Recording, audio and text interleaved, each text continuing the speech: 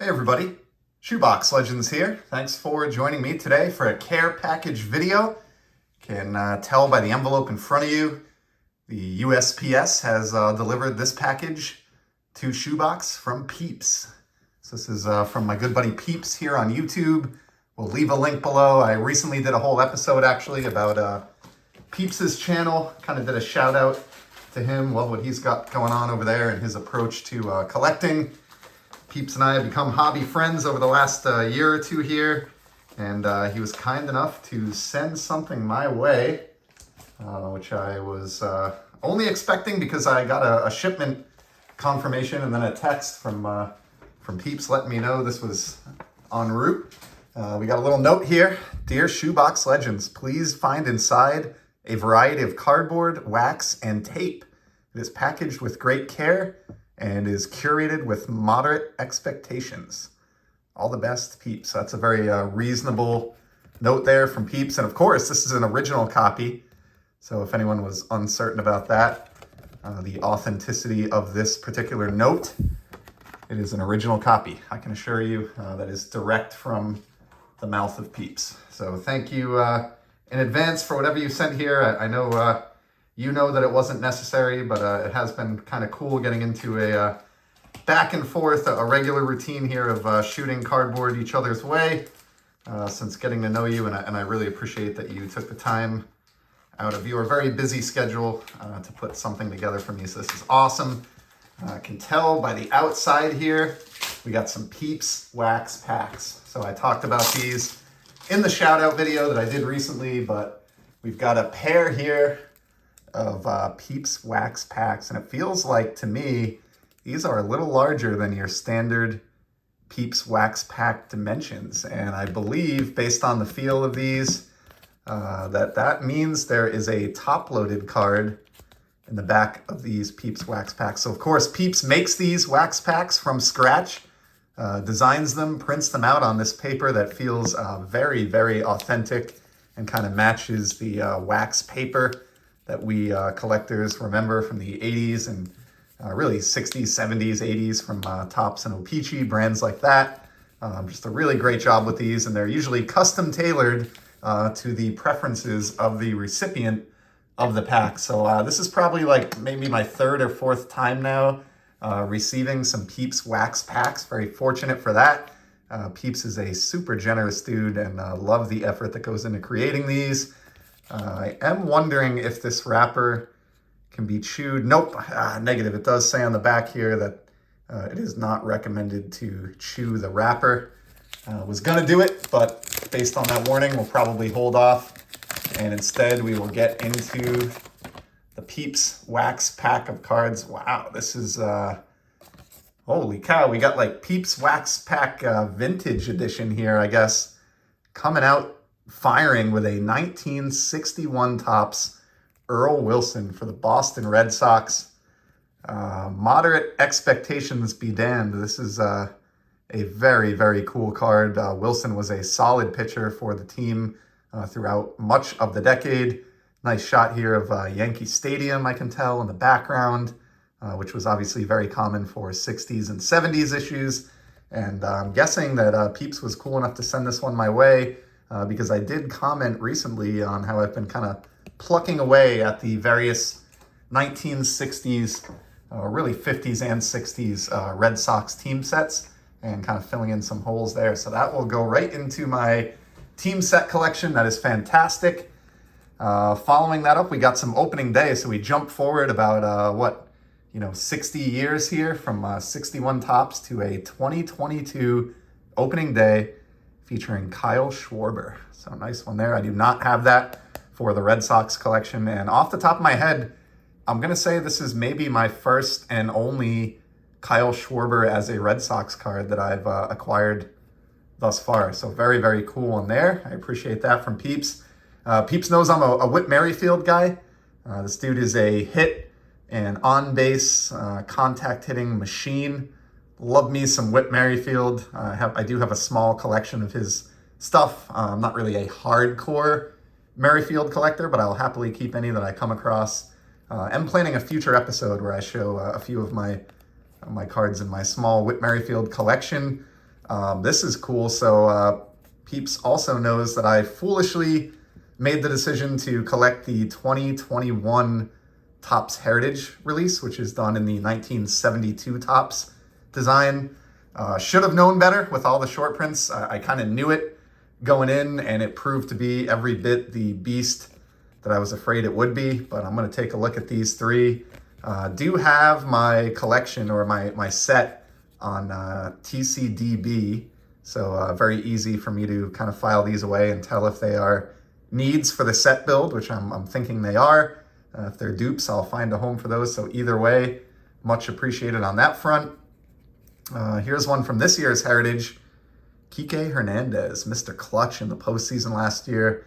Of course, the Red Sox did come up just short on making it to the World Series, but really the reason they were able to go as far as they were in the playoffs was largely Kike Hernandez. Man, just had an unreal postseason last year, and kind of funny that this one was included because I did have some texts I recall exchanged with Peeps during the postseason, kind of just commenting on how amazing it was to see Kike playing the way he was. That's a cool one there. And then just like the package started off with here, we've got another beautiful 1960s Red Sox need. And this is Bob Hefner, hurler, righty it looks like, based on the photo, for the Boston Red Sox on the 1964 Topps design. Love the 64 Topps. It's a top 3 set of the decade for me, I would have to say, from the 1960s.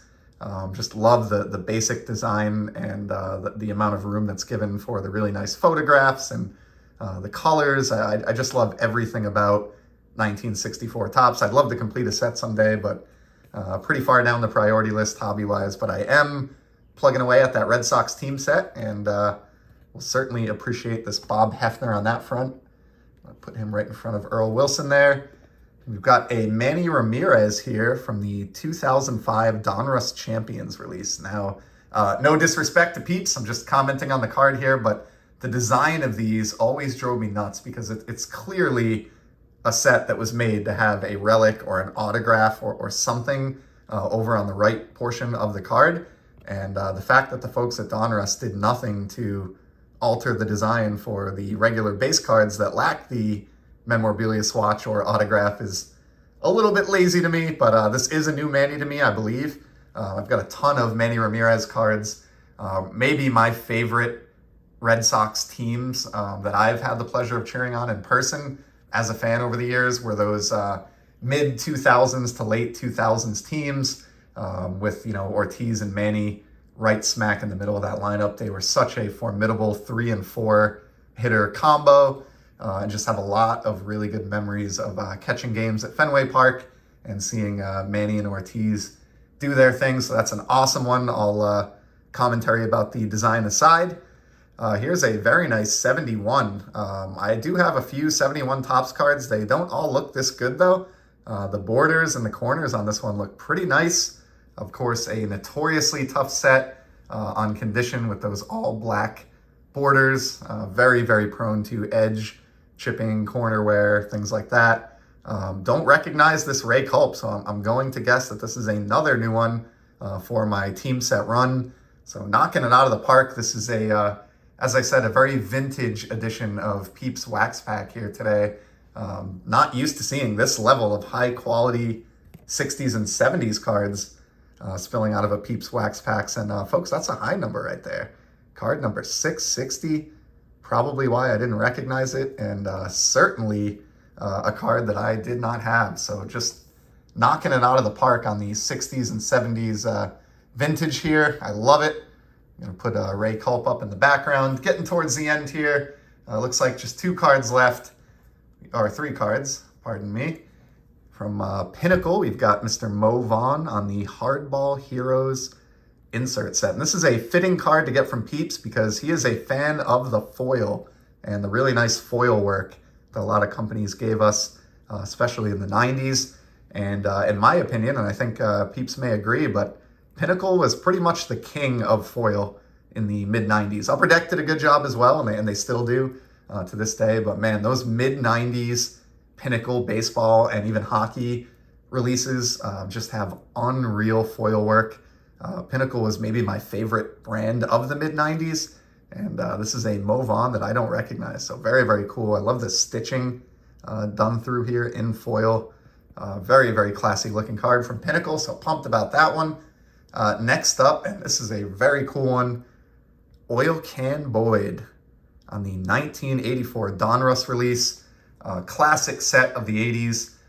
Much like I referred to 1964 Topps as a top 3 set of the 60s for me, I will definitely say on record that 1984 Donruss is a top 3 set of the 1980s for me. So just love these, the clarity. I believe this is like, famously Kodak took the photos and supplied them for the set. I seem to recall that. Just very crisp photos. I love the wave design and the simplicity of the design in this set. And this is just a gorgeous looking Oil Can Boyd. Tons of problems with centering on these. And this is actually a pretty good example. Very well centered. And as with a recent card that I commented on, I think in a package that I picked up from Fenway, as a matter of fact, really love the cards that actually feature the oil can nickname right on the card. And then on top of all that, you got $1 million smile here from Mr. Boyd. So that is an absolute winner. And then last but not least, well, first of all, we've got a backing card here, which was put in the pack to prevent me from seeing or from spoiling the main event that is indeed in a top loader. This is a 1992 Stadium Club membership card. And I've talked about this in a video or two in the past. I was indeed a charter member of the Stadium Club from Topps. My 2 younger brothers and I were Stadium Club members for probably 2 or 3 years there, beginning in 1991. So that's a pretty cool throw in there. And then the main event, I am, I'm kind of speechless on this one. Whew. Check this out. This is the 1953 Topps Bob Boyd with the Chicago White Sox. Now, this is, there are a lot of cool things about this card. I think Boyd originally played, I'm just reading the back here, but I think he was, Pacific Coast League batting champion in 52. And as you can tell by the card number 257. So what that means is, aside from being just a generally gorgeous looking 53 Topps card, this is a high number. So anything number 220 or above in the 53 Topps release is from the highest number series. They're the scarcest, they're the hardest to track down if you're set building, which I am. And this is just fantastic. I'm a little bit astounded, peeps, and if I'm not going overboard here with describing my joy, it's just because I'm sort of in shock and I'm at a little bit of a loss for words, as I said. But I am working on the 53 Topps set, which Peeps knows. Have a good portion of the first few series knocked out.